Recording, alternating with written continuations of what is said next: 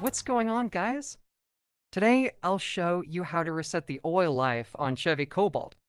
There are a couple of ways to do it using the buttons on the steering wheel or by stepping on the gas pedal. So let me guide you through the procedure.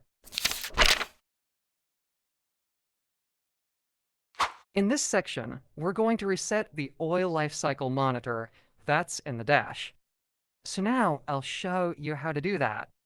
Step 1. Turn on the ignition without starting the engine.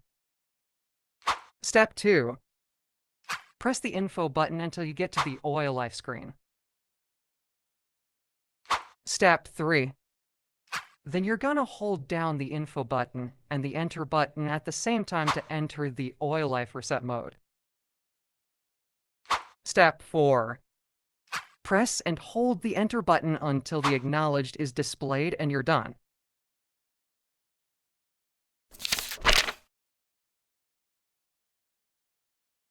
Another way to do it on the Cobalt is really quick by using the gas pedal. So let's see how it's done. Step 1.